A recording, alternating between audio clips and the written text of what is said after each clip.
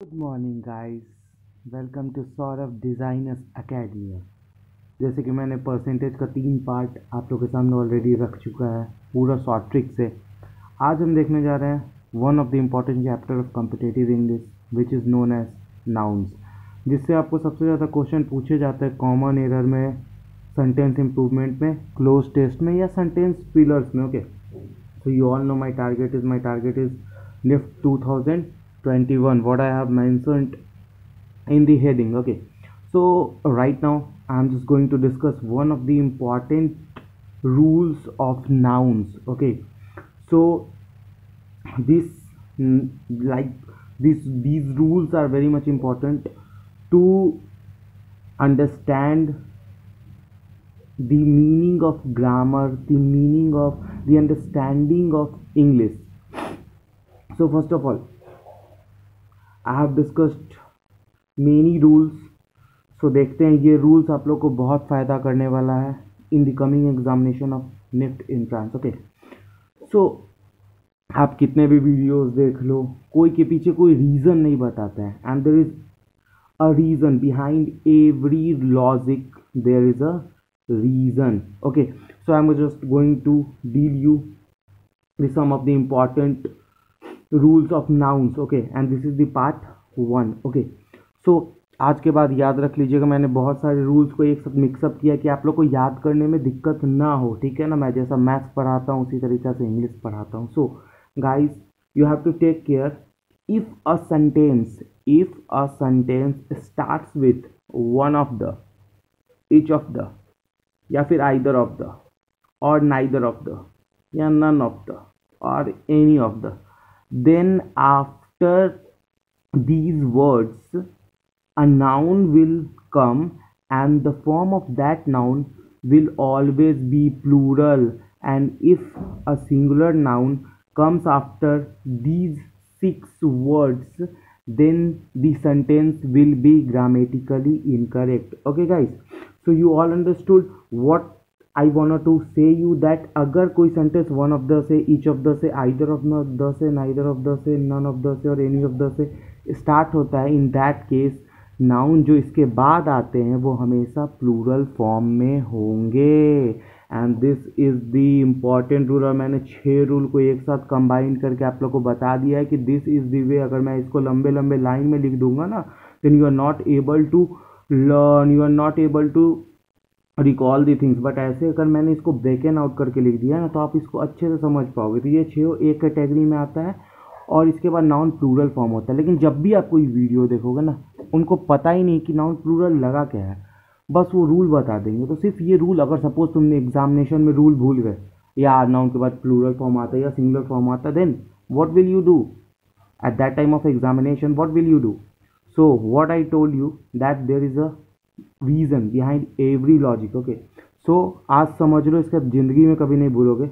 अरे देखते जाओ, जलवा बरकरार रहेगा, खाली बोल दो जय श्री राम। देखो, वन ऑफ द का हिंदी क्या होता है? You all know the Hindi meaning of one of the. One of the मतलब होता है बहुत से लोग हैं उनमें से कोई एक बहुत से लोग हैं उनमें से कोई एक, ठीक है।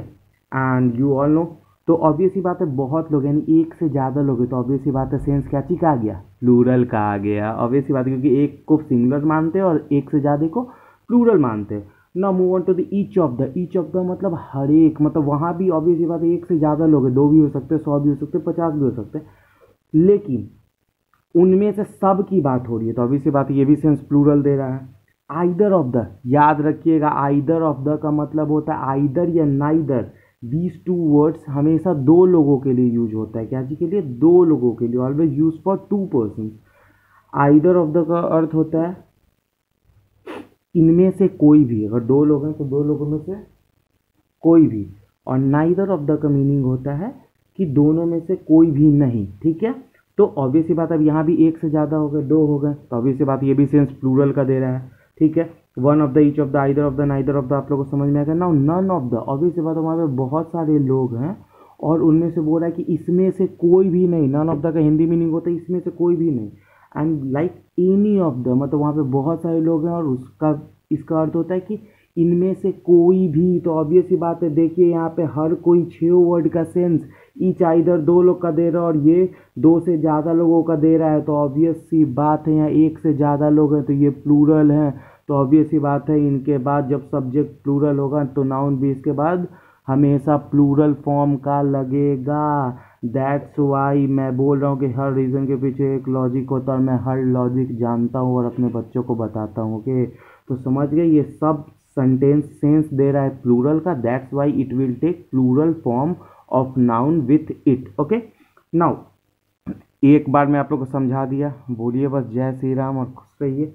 आगे देखिए निफ्ट का एग्जाम तो निकलेगा, कोई नहीं रोक सकता। आगे देखते हैं इसमें क्वेश्चन एग्जामिनेशन में किस तरीका से पूछे जा सकते हैं। मेरे बच्चे कैसा भी क्वेश्चन हो, कॉमन एरर हो, सेंटेंस इंप्रूवमेंट हो, क्लोज टेस्ट हो, एक लाइन में बना के आएंगे। चलिए पहला क्वेश्चन देखते हैं। In one of our first conversation slash she informed me slash that she had lost her husband slash in a bus accident slash no error। ठीक है, अगर आप, और ये पार्ट ए है, ये पार्ट बी है, ये पार्ट सी है, ये पार्ट डी है एंड ये पार्ट ई है, and you have to find the error in this sentence. So अगर पार्ट ए में एरर है then you have to tick out part A, अगर बी में है तो बी में टिक कर दो, सी में है तो सी में टिक कर दो, एंड डी में है तो डी में टिक कर दो। And according to you if there is no error in this sentence then you will tick no error part E. ठीक है, तो वो उस केस में जब कोई एरर नहीं है। ठीक है, तो देखिए सेंटेंस को सबसे पहले फर्स्ट ऑफ ऑल हमारा जो मदर टंग है हिंदी, उसमें सेंटेंस को समझने का इंग्लिश को तोड़ के रख देंगे, जो नहीं भी बोलने आता उनको भी बोलने आ जाएगा। पहले सेंटेंस को तोड़िए। In one of our first conversation, हमारी पहली बातचीत में, कन्वर्सेशन का मतलब होता है बातचीत, सी इन्फॉर्म मी, उसने मुझे इन्फॉर्म किया। सी लड़कियों के लिए यूज़ होता है, ठीक है, फीमेल्स के लिए। सी इन्फॉर्म मी, उसने मुझे इन्फॉर्म कर दिया था that she had lost her husband, उसने अपना पति खो दिया है इन अ बस एक्सीडेंट, एक बस एक्सीडेंट में उसके पति की डेथ हो गई है। सेंटेंस समझ गए आप? देखिए सेंटेंस में आ रहा है one of and what I already told you in my rules section that after one of हमेशा जो नाउन आएगा वो हमेशा प्लूरल होगा। यहाँ पे कन्वर्सेशन मतलब बातचीत, तो ये सिंगुलर है तो ये गलत है। यहाँ पे क्या होगा? कन्वर्सेशंस होगा। जब एस या ई एस किसी नाउन में लगाते हैं then it will become plural. So यहाँ पे सॉल्यूशन क्या होगा? Conversations in place of conversation. Understood guys? Now move on to the second question which is one of the important question that I already discussed in this session. One of her firmest belief slash was that her friend shouted at her slash with a view to making her slash aware of her repeated lapses no error। बस बोलिए जय श्री राम, एक line में सिखाएंगे। पहले हिंदी समझ लीजिए। One of her फर्मेस्ट belief, ठीक है, अब मतलब कह रहा है कि उसका फॉर्मेस मतलब स्ट्रांग होता है, स्ट्रांग या पावरफुल या रॉबस्ट, ये सब इनका साइनोनिम्स है। देखिए नाउन के साथ साइनोनिम और एंटोनिम भी क्लियर करते जा रहा हूँ, जो कि आपके एग्जामिनेशन में पूछा जाता है। Synonyms means same meaning and antonyms means opposite meaning. तो वन ऑफ हर फॉर्मेस्ट बिलीफ, उसका फॉर्मेस्ट बिलीफ है, ये स्ट्रांग बिलीफ है, वॉज दैट, यह था, that her friend shouted at her, कि जो उसका दोस्त था जो उसने उस पर चिल्लाया था, with a view to making her aware of her repeated lapses, इस उद्देश्य से चिल्लाया था कि वह लगातार कुछ खामियां या गलती कर रही थी। लैप्सेस मतलब गलती होता है, ठीक है। तो उसका ये स्ट्रांग फीलिंग था, अगर उसका फ्रेंड उस पर चिल्लाया है तो उसके पीछे ये रीज़न है कि वह लगातार गलती कर रही थी। तो फॉर्मेस का साइनोनिम्स मैंने आपको 3 बता दिया, स्ट्रॉन्ग, पावरफुल और रॉबस्ट। देखिए यहाँ पे आपके साथ रूल के साथ एंटोसाइनो भी क्लियर होते जा रहा है, ठीक है। स्ट्रॉन्ग मतलब भी मजबूत होता है, पावरफुल में मजबूत होता है, रॉबस्ट मतलब भी मजबूत और हार्ड होता है, ओके। एंड अवेयर मतलब अवगत कराना किसी को, तो इसका साइनोनिम्स होता है conscious of, okay, conscious of या कॉन्शियस, ओके।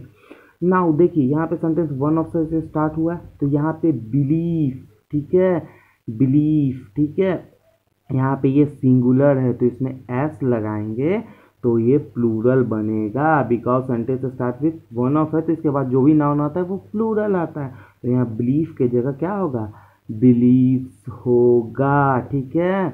और बिलीफ का देख लीजिए साइनोनिम्स, बिलीफ का साइनोनिम्स क्या होता है? ट्रस्ट होता है, किसी पे भरोसा करना, फेथ होता है भरोसा, रिलायंस होता है भरोसा। तो ये उसका मतलब भरोसा था अपने दोस्त पे, ठीक है।